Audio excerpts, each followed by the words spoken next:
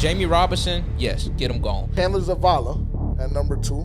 I'm sure you'll have something to say about that. He is a terrible football player at times. At times. We seen him play, and you can just tell that he's bullshit. I think that Icky kind of installed some bad habits into him. If you're TMJ, why would you want to stay? If you're getting beat like a fucking drum, and you're trying to tell me how to play my position that you never played before, that the Carolina Panthers could have got value for Jeremy Chin at the deadline last year. They have no rookies on this. You're about to go in. Yeah.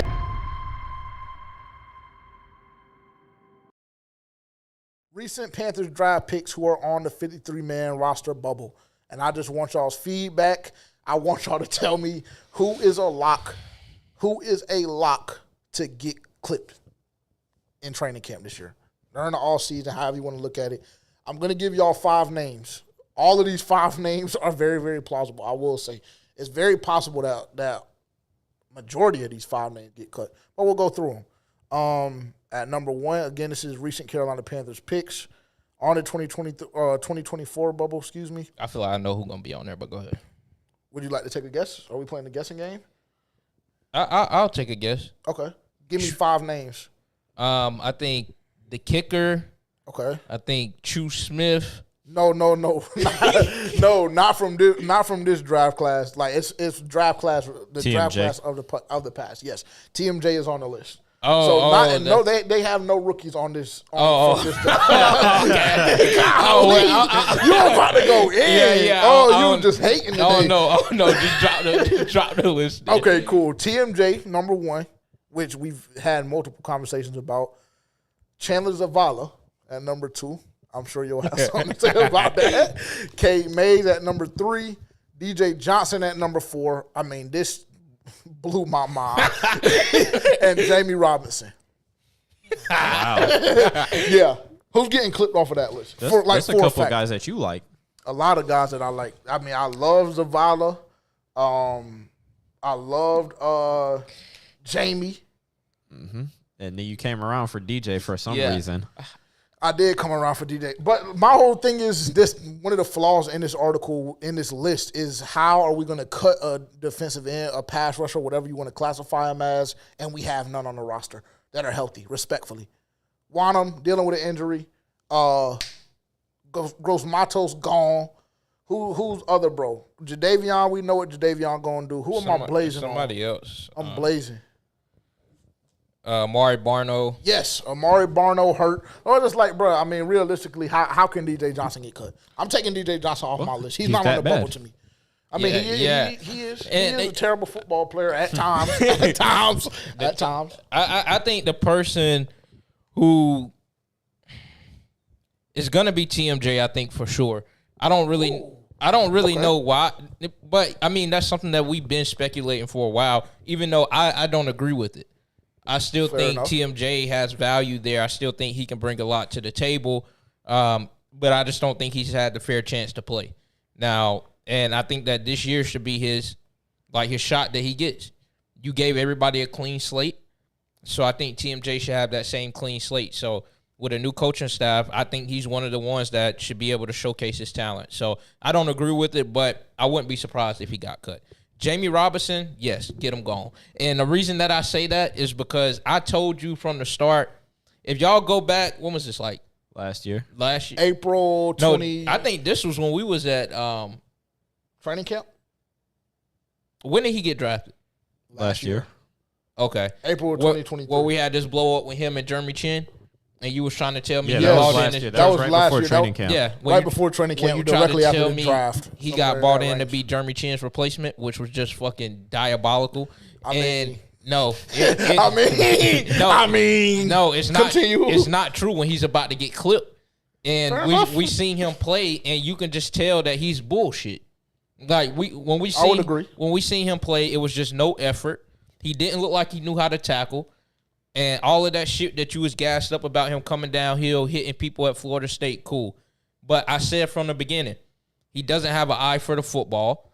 He doesn't look like he even knows how to make a play on the football when it's in the air. So I really don't, in the play safety, you're like the center fielder. And he's just not that. So I wouldn't be surprised if he got cut, especially we got was it Jordan Fuller, Nick Scott? We still got X. Like, bah. Yeah, that was my pick too from the list. That's my lock to get cut, Jamie. Yeah, I think a lot of the names on this list, it's been a huge discussion about TMJ within Panthers Twitter this week specifically. Just about his value to the team. Somebody posed a question today. Is TMJ wide receiver 5 or 6? That is you're trailing in bad waters. If that can't even be discussed, I'm not gonna hold you. However, I agree with what you said. I believe he does present too much value to get clipped. But we do have a good amount of receivers that we brought in via the draft, via undrafted free agents. Got a couple of guys from the XFL. I'm not saying that they're better than TMJ. I'm not, before you go crazy. I'm not saying that. But his value could be diminished a little bit when you look at some of the names, some of the guys that we brought in, undrafted, drafted, etc. What I do want to say is, if you're TMJ, why would you want to stay? I wouldn't prove a point. No, I wouldn't want to stay. Not when teams like Kansas City are in the conversation of picking me up. Why the fuck would I want to stay with the Carolina Panthers? When you got a team like Kansas City, who we know is very, very small in the wide receiver room as far as depth. When you got Rashee Rice, who's going to miss a great portion of the season probably.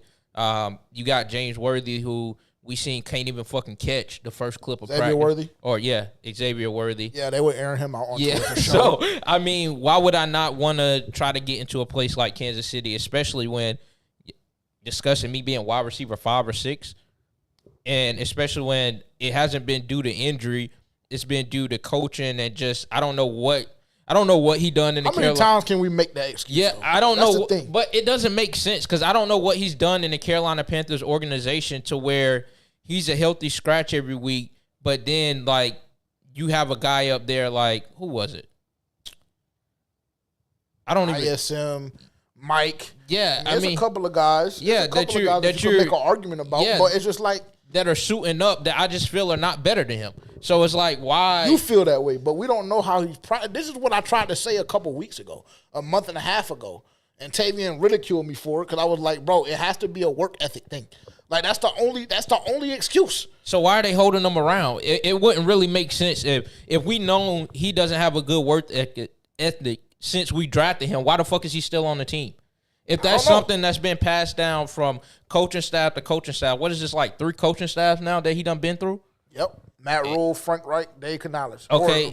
And so Steve Wilkes as well. If all of that has been due to him not wanting to work hard, then why is he still on the team? So that's why I find that hard to believe. I don't know. It's just a very strange situation. It's a strange situation. So like I said, if I was him, chop me. Cool. Fair enough. I think however, off of that list, I think he presents too much value to be cut. I mean, a long story short, I'm taking a long way around to say Jamie Robinson is probably the one that's closest to being on the chopping block.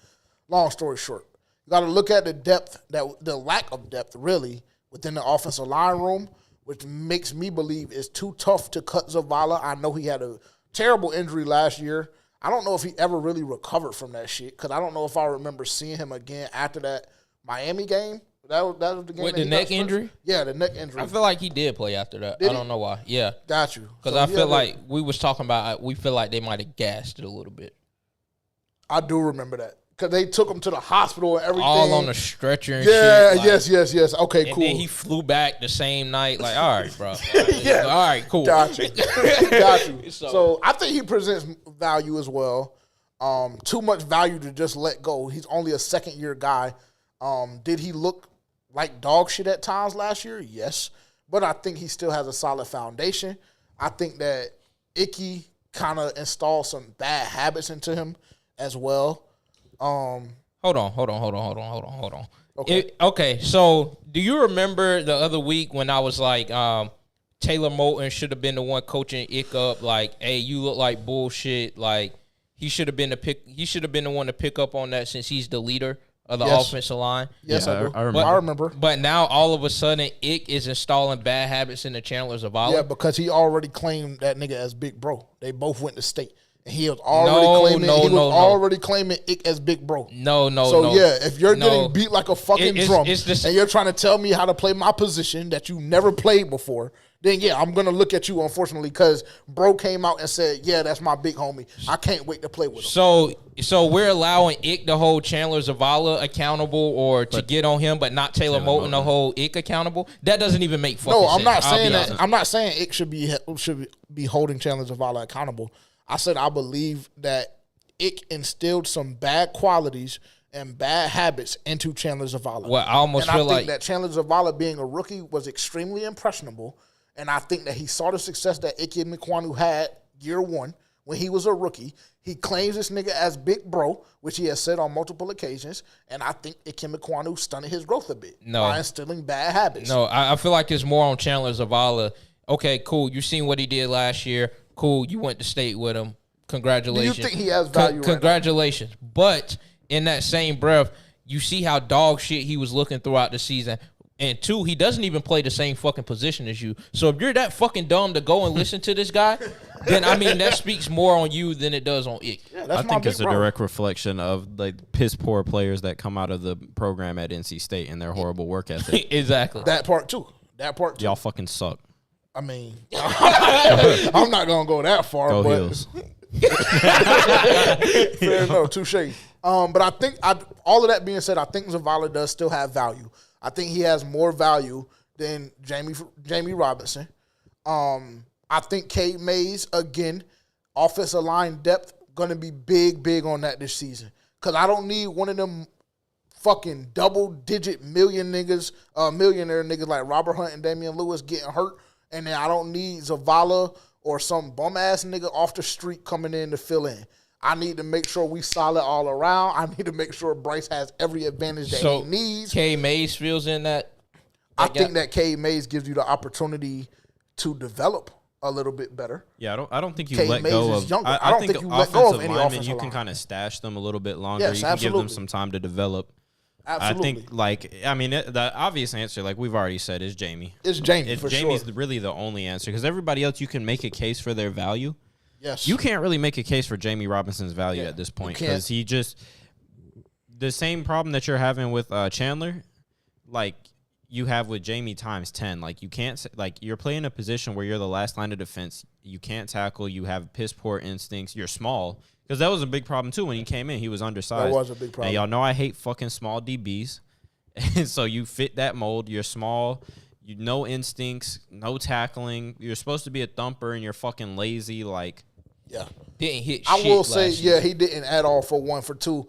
I don't even remember what game it was, but I remember the team was in the red zone. Probably they might have been within the 11 or 12-yard line, and they ended up scoring a touchdown on the play. But I just remember, like, the shit effort that we saw from Jamie Robinson on that play specifically. And at that point, I was done with them. I might have think that was in preseason because I remember seeing him look like bullshit in preseason. It may have been preseason. And that's the worst part. Like you're a rookie, and you're really on playing the bubble, for a roster spot. Yeah, and like you're doing that. Like, get gone. Like we made and I don't think it's wrong. Like we made a mistake in drafting you. Cool, bye. I can go get somebody from the XFL who's fucking been starving for a few years, and they'll give me way more effort.